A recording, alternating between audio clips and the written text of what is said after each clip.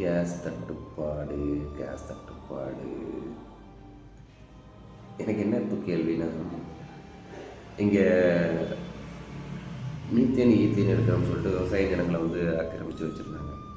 அது இங்கேருந்து எடுக்கிறாங்களா அப்படின்றது தெரில. பட் எல்லாமே க்ளோஸ் பண்ணி எல்லா மக்களும் போராட்டம் பண்ணிகிட்டு இருந்தாங்க.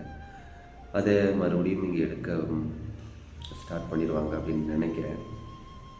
ஸோ இதை பற்றி நம்மள்கிட்ட கருத்தை சொல்லிட்டு, அப்புறம் சீமானவர்கள்லாம் சொல்லும்பொழுது தற்சார்பை பற்றி பேசும்பொழுது எல்லாம் கண்டிப்பாக போனாங்க. மாடு ஆடை கட்டி பிடிச்சிட்டு மரத்தை கட்டி பிடிச்சிட்டு இருக்காரு. இதெல்லாம் எப்படா சாத்தியம் அப்படின்னு. பட் நமக்கு சாத்தியமான விஷயங்கள் அப்படி சாத்தியம் இல்லாத விஷயங்கள் அப்படின்னு இந்த உலகத்தில் எதுவுமே கிடையாது. கொரோனா காலத்தில் எல்லோரும் வீட்டில் இருப்போமான்னு 100 வயசு கடந்த எந்த நபர்களுக்குமே தெரியாது. இப்படி நம்மளை எங்கேயுமே போக விடாமல் கட்டுப்படுத்தி வச்சுருப்பாங்க அப்படின்றது. இங்கே நம்ம உணவு சமைச்சு சாப்பிட முடியாத ஒரு சூழ்நிலை ஏற்பட்டிருக்கு.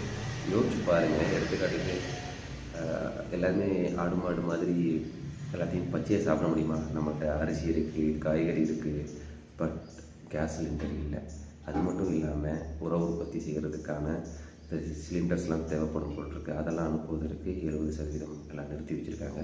உணவக ஹோட்டல்ஸுக்கு போகக்கூடிய கேஸ் சிலிண்டர்ஸ்லாம் தட்டுப்பாட்டில் இருக்குது.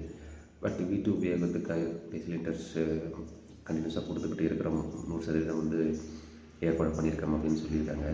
இதில் எவ்வளவு தூரம் உண்மை எல்லாருக்கும் எப்படி கிடைக்கும் அப்படின்றது நமக்கு தெரியலை. ஸோ இதை பற்றின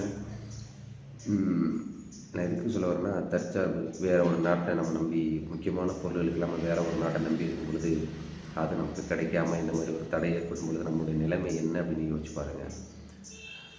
எல்லாருமே வந்து டிஜிட்டல் இந்தியா, எல்லாருக்கும் வந்து வீட்டுக்கு ஒரு சிலிண்டர் இலவசம்னு சொல்கிறாங்க. எம்டி சிலிண்டர் தான் இலவசமாக கொடுப்பாங்க போட்டிருக்கு. உள்ளுக்குள்ளே கேஸோட கொடுக்க மாட்டாங்க அப்படின்னு நினைக்கிறேன் ஃப்யூச்சரில். ஸோ இதை பற்றி நம்மளுடைய கருத்தை மறக்காமல் சொல்லிட்டு போங்க மக்களே. நாளைக்கு நம்ம வேறு ஒரு வீடியோவில் சந்திப்போம்.